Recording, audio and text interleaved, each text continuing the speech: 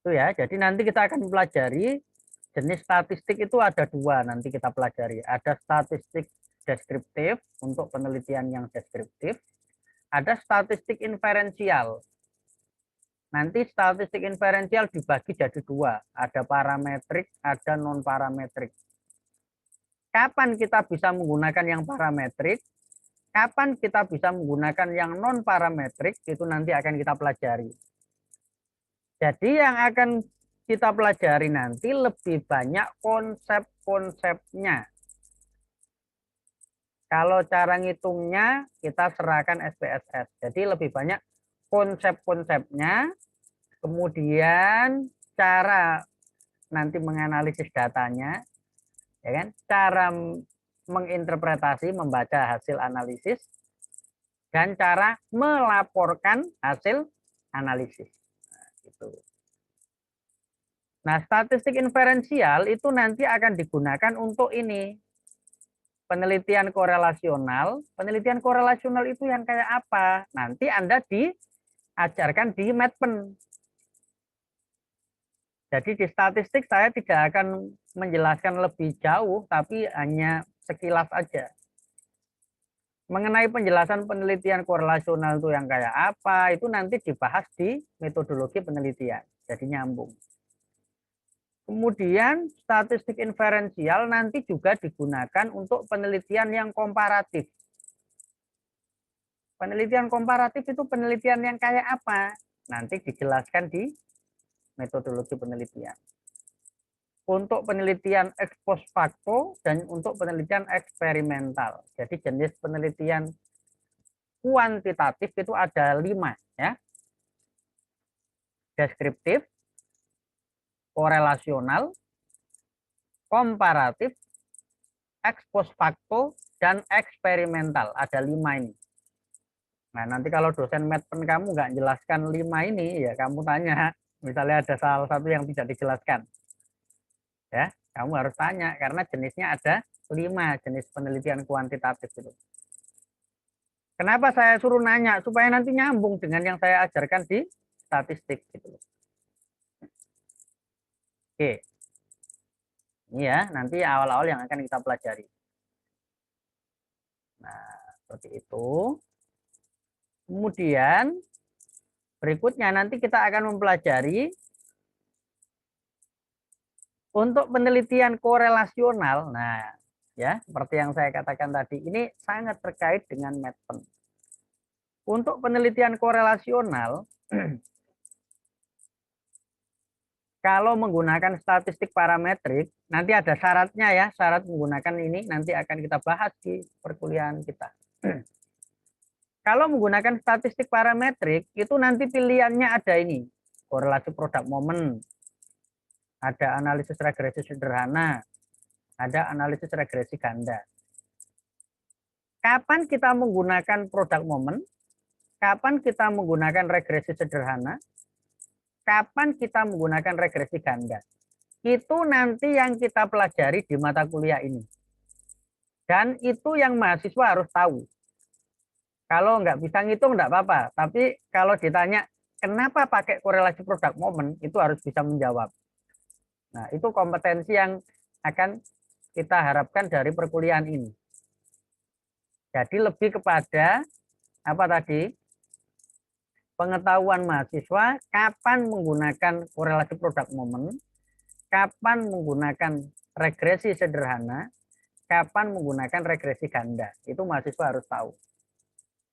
Kalau enggak tahu kegunaannya itu, ya enggak bisa lulus mata kuliah ini. Karena kompetensi yang kita minta itu. Kalau enggak bisa ngitung, tapi bisa tahu kapan menggunakan ini, ya Anda tetap lulus dan bisa dapat nilai yang bagus. Nah, kalau misalnya nanti menggunakan non-parametrik, kapan harus menggunakan non-parametrik? Nanti akan kita pelajari. Itu pilihannya ada dua.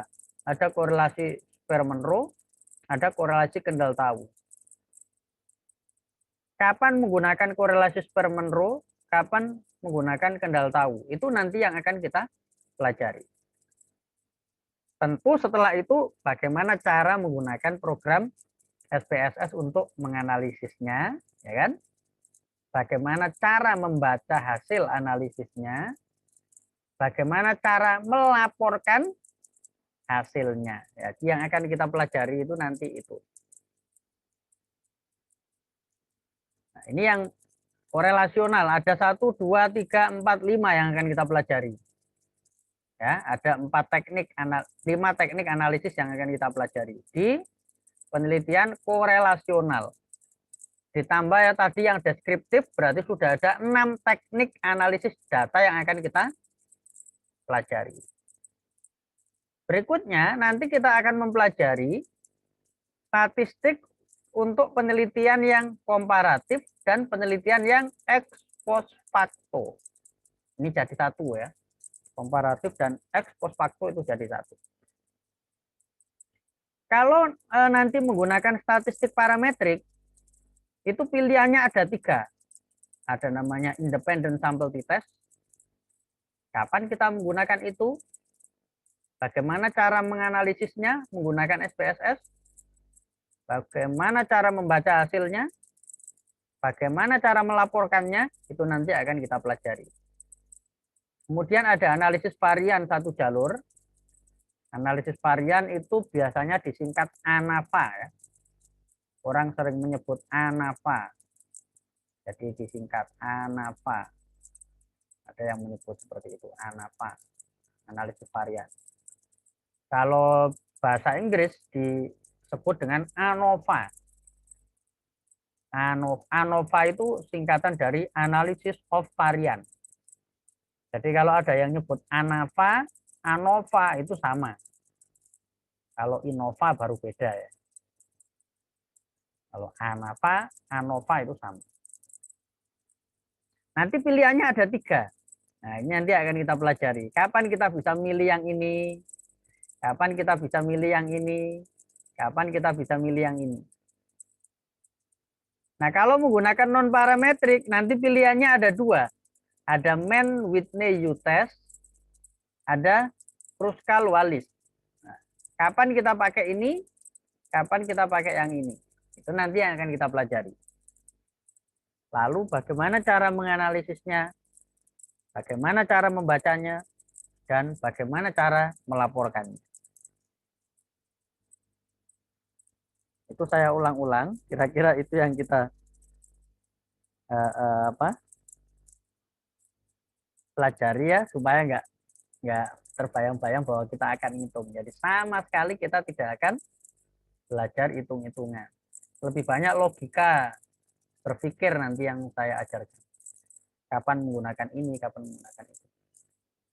Nah, kemudian kita akan pelajari juga kalau penelitian kita penelitian eksperimental, penelitian eksperimen. Itu kalau parametrik, maka pilihannya ada 2. Ada namanya kita pakai paired sample t-test. Apa itu? Nah, jangan khawatir, nanti kita akan pelajari. Ada independent sample t-test. Ini kalau parametrik ya. Kemudian kalau non parametrik ada Wilcoxon rank test, ada Mann-Whitney U-test. Nah, nanti akan kita pelajari. Kapan kita bisa menggunakan yang ini, kapan kita bisa menggunakan yang ini. Kira-kira gambarannya itu yang nanti akan kita pelajari selama 1 semester. Berarti ada di sini ada 4 teknik ya. Ada 4 teknik, ini ada 4 teknik. Kemudian sebelumnya tadi ada 1, 2, 3, 4, 5 teknik, berarti ada 9. 9 ditambah 5 ya. 14 ditambah statistik deskriptif.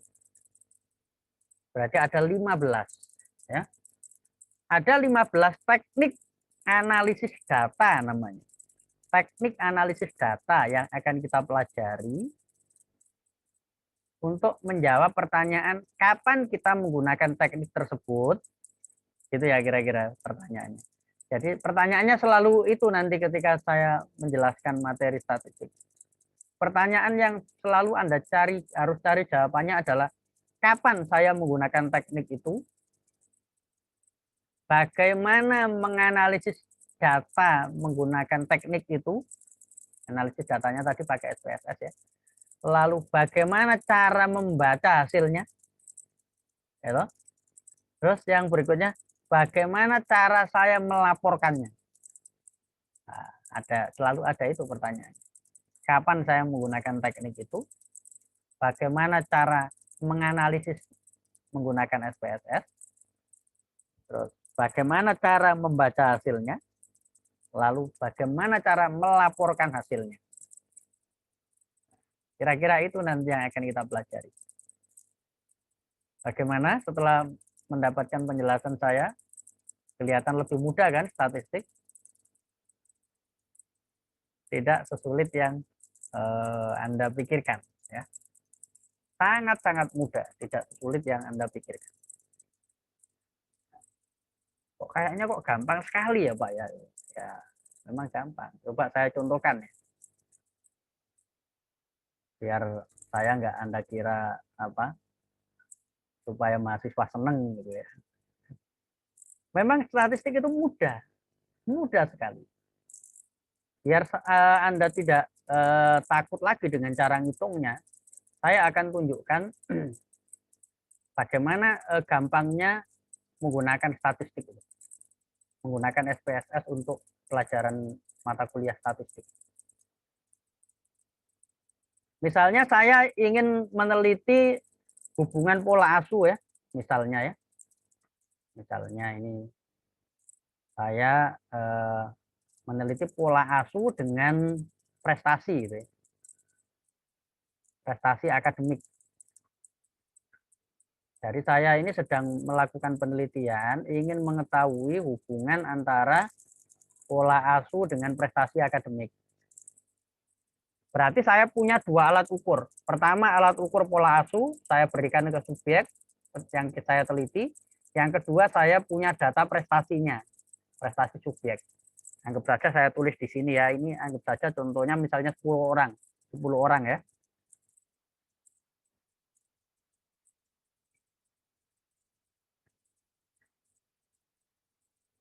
Ini skor pola asuh 10 orang. 10 orang yang saya teliti. Ini prestasi akademiknya.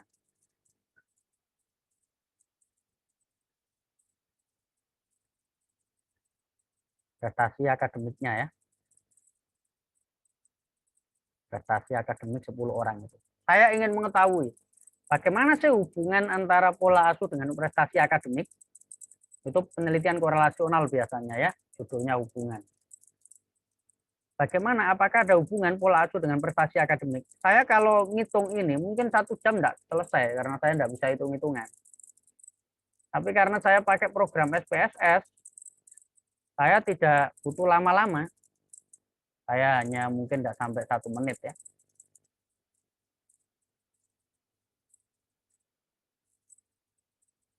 Ini kalau saya mencontohkan, saya menganalisis data.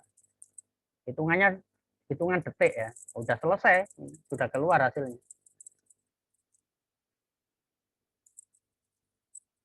Ini skor korelasinya sudah saya dapatkan di sini.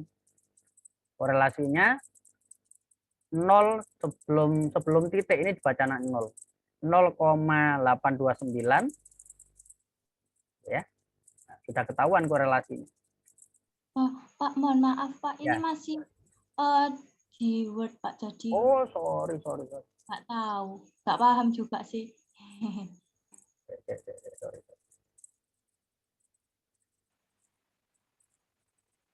Makanya kok nggak kelihatan ya. Iya Pak, ini masih yang tadi, yang sebelumnya itu. Kuat semangat aku kok nyari-nyari.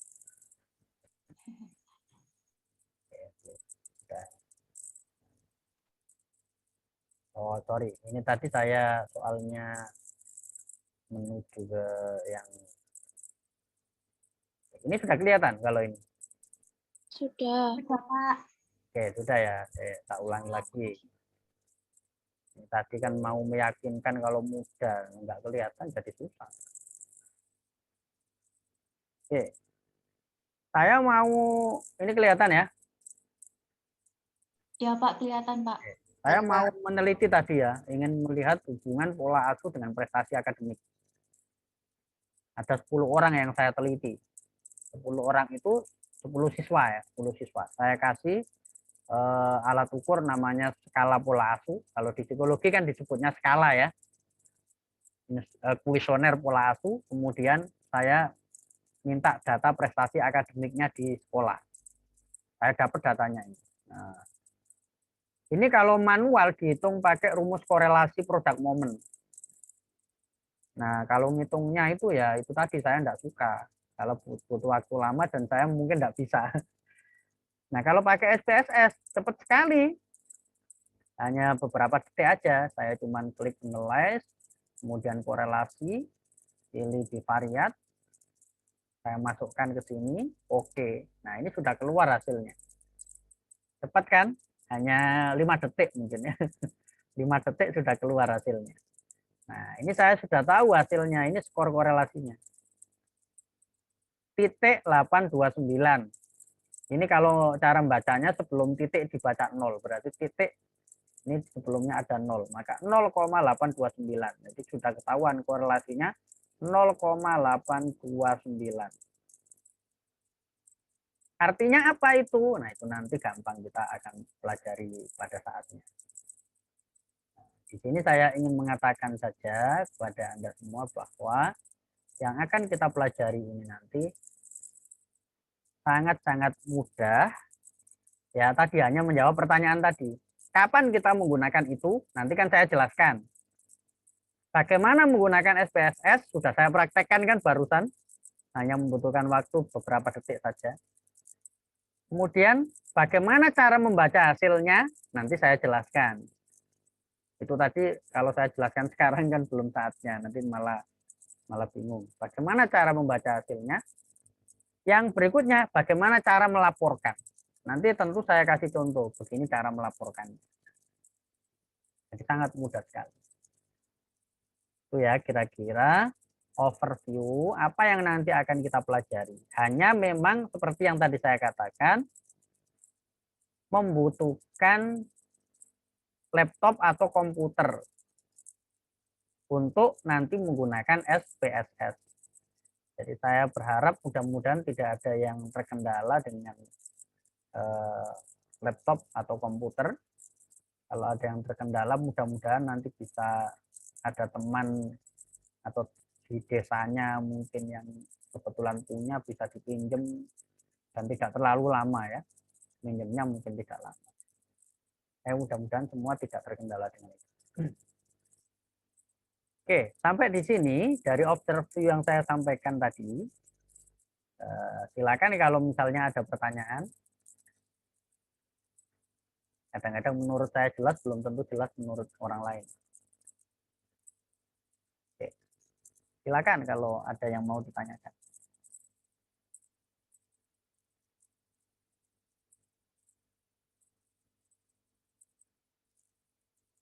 Mbak Kamelia, sudah tergambar nanti yang akan kita pelajari? Sudah, Pak. Sudah Pak. Sudah ya? Oh,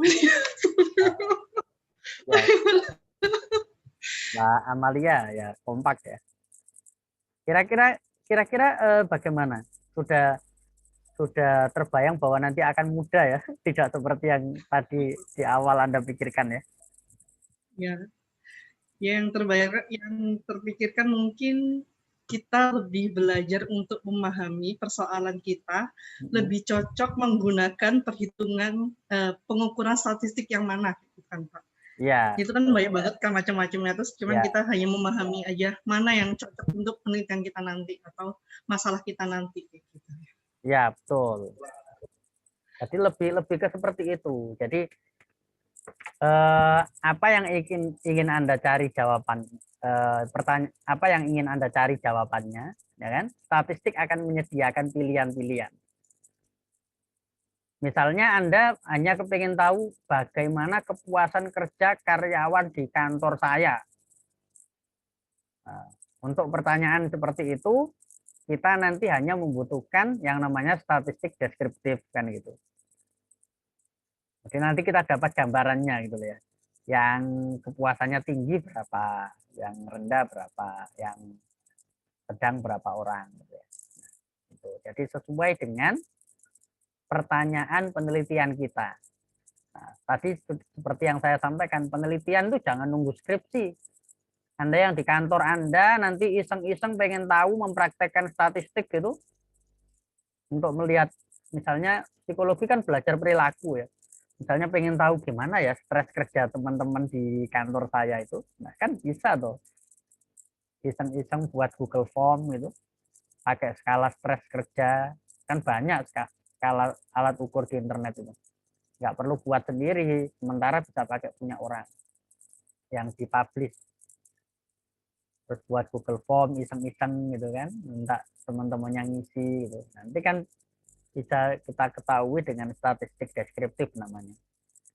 Berapa persen teman yang stres kerjanya tinggi, berapa yang stres kerjanya sedang, berapa yang stres kerjanya ringan. Gitu.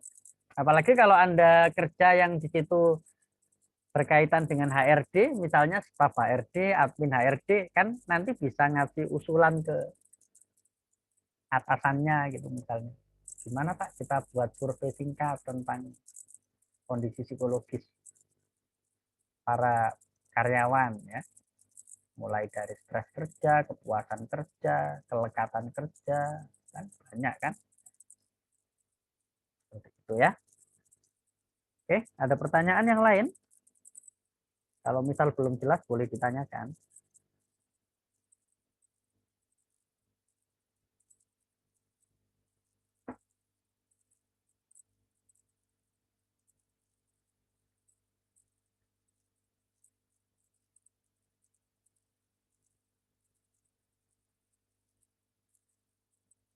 Apa sudah terlalu jelas?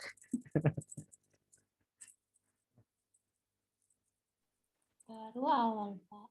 Iya. Kok lemes gitu, Mbak Ina ya? Iya. Semangat ya. Pusing memahaminya, Pak.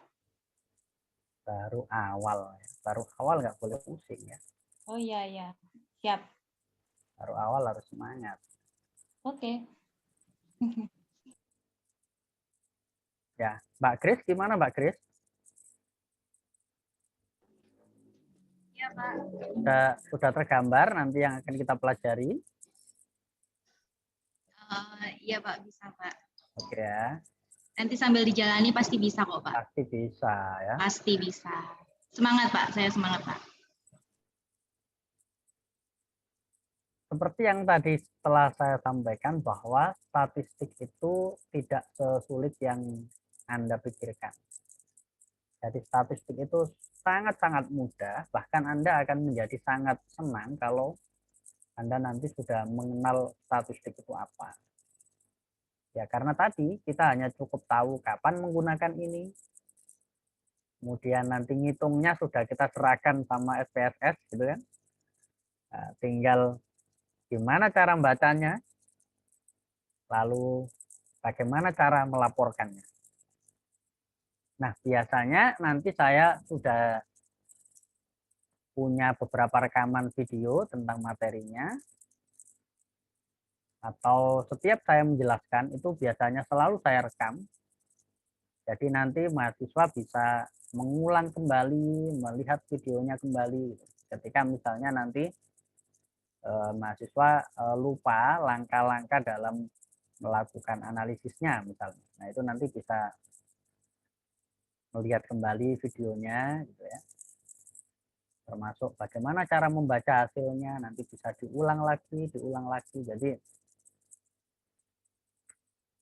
statistik itu memang sangat diperlukan dalam setiap lini kehidupan.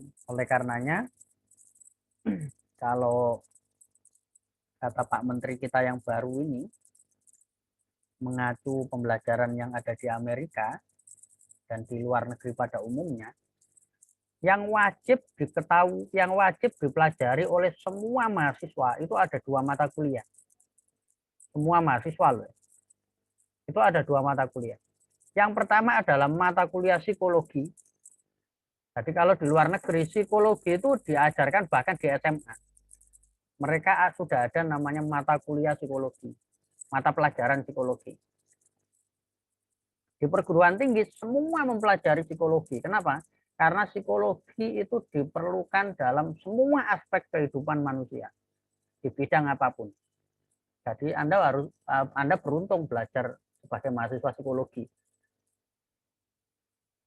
Karena Anda langsung mempelajari perilaku manusia itu secara utuh. Karena Anda belajar sebagai mahasiswa psikologi. Nah, mata kuliah atau pelajaran kedua yang harus dikuasai oleh semua mahasiswa itu adalah statistik. Jadi ada dua mata kuliah yang sangat spesial di semua jurusan harus mempelajari. Itu ada dua tadi. Pertama psikologi, yang kedua adalah statistik. Kenapa ya? Karena statistik itu berguna pada semua aspek kehidupan manusia. Tidak hanya untuk penelitian tugas akhir, tapi untuk apapun membutuhkan yang namanya statistik. Bahkan setiap pemilu, pilihan presiden, pilihan bupati, pilihan wali kota, yang paling menguasai media adalah statistik. Apa yang paling ditunggu kalau pilihan presiden di depan TV? Hasil quick count. Hasil quick count yang ditunggu ya kan. Kalau Anda melihat hasil quick count, itu yang dilaporkan di televisi apa? Misalnya calonnya ada dua, Pak Prabowo sama Pak Jokowi. Yang dilaporkan di televisi apa? Angka apa? Prosentase. Prosentase. Pak Jokowi dapat berapa persen, Prabowo dapat berapa persen. Yang ditampilkan di televisi kan hanya angka itu ya. Berapa persen di Jawa Timur, Pak Jokowi dapat suara, Pak Prabowo dapat suara. Di Jawa Tengah, berapa persen Pak Jokowi dapat suara, Pak Prabowo dapat suara berapa? Berapa persen? Nah, itu kelihatannya kan, wah luar biasa ya, bisa memprediksi kayak gitu. Perlu Anda ketahui, itu yang digunakan adalah statistik yang paling sederhana, yang nanti kita pelajari pertama kali. Namanya statistik deskriptif. Itu yang dipakai, statistik deskriptif. Statistik yang hanya menjelaskan berapa jumlah orang yang memilih, berapa persen orang yang memilih. Nah, dua pertanyaan itu berapa jumlahnya, berapa persen itu dijawab oleh statistik deskriptif. Jadi kalau nanti Anda sudah mengenal statistik deskriptif, nah Anda akan misalnya nanti ada orang yang mencari tenaga survei atau tenaga analisis data untuk Vicon, Anda bisa mendaftar itu. Karena Anda sudah bisa namanya statistik deskriptif. Hanya mencari berapa jumlah orang yang memilih Prabowo, berapa jumlah orang yang memilih Pak Jokowi, berapa persen orang yang memilih Pak Prabowo, berapa persen orang yang memilih Pak Jokowi. Nah, cuman itu aja. Itu dijawab namanya statistik deskriptif.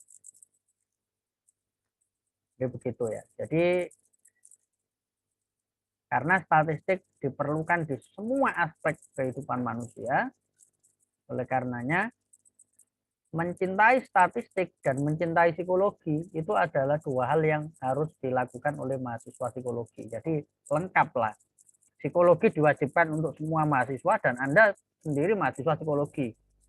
Sudah jelas Anda punya kelebihan di situ. Statistik juga kemampuan yang harus dikuasai oleh seluruh mahasiswa kalau di luar negeri. Nah, di Indonesia itu coba mulai dikampanyekan oleh Pak Menteri. Jadi kalau Anda sekaligus menguasai statistik, ya sudah. Berarti apalagi yang kurang pada diri Anda? Psikologi sudah Anda kuasai, statistik Anda kuasai, ya sudah selesai. Artinya Anda punya kompetensi yang sangat menjanjikan. Punya kompetensi yang sangat menjanjikan dalam pekerjaan. Karena Anda menguasai statistik, Anda juga menguasai psikologi. Oke. Kira-kira seperti itu ya overview kita pada malam hari ini. Nah, nanti kita ketemu lagi itu hari Jumat ya. Benar ya? Hari Jumat. Iya, Pak. Jumat. Hari Jumat. Nah, Iya, Pak. itu hari Jumat besok itu nanti saya akan kirimkan materinya melalui Elitak. Jadi kita tidak tatap muka langsung karena hawa-hawanya cuti bersama. Jadi kita kuliahnya nanti kuliah tidak langsung pakai Zoom. Saya akan berikan materinya melalui Elitak ya. Mungkin dalam bentuk PPT atau bisa dalam bentuk video penjelasan saya yang berkaitan dengan materi pembuka ya, materi pembuka statistik. Belum nanti kita belajar tentang apa itu statistik deskriptif. Nanti kita masih awalan untuk mengenal latar belakangnya. Oke, kira-kira seperti itu untuk perkenalan dengan statistik pada malam hari ini. Semoga semuanya tetap sehat-sehat selalu sampai akhir semester ini dan semuanya nanti mendapatkan sesuai dengan apa yang menjadi harapan pada saat memprogram mata kuliah statistik. Dan terakhir yang paling penting lagi, Anda tidak akan bisa memprogram skripsi kalau tidak lulus mata kuliah statistik. Jadi, mata kuliah statistik mau tidak mau, Anda yang awalnya tidak suka, harus menjadi suka karena tidak ada hitung-hitungannya, alasan pertama. Alasan kedua, statistik diperlukan untuk semua aspek kehidupan manusia. Yang ketiga, kalau Anda tidak lulus statistik, tidak bisa program skripsi. Itu alasan terakhir ya, alasan terakhir itu. Alasan 1, 2 itu yang paling utama. Alasan yang ketiga itu yang paling terakhir, walaupun mungkin itu yang Anda takutkan ya, tapi itu alasan terakhir ya. Alasan terakhir. Oke, selamat malam semuanya. Sampai jumpa pada kesempatan berikutnya. Assalamualaikum warahmatullahi wabarakatuh. Waalaikumsalam warahmatullahi wabarakatuh, Pak. Terima kasih, Pak. Waalaikumsalam warahmatullahi wabarakatuh, Pak. Saya tutup ya Zoom-nya ya. Iya.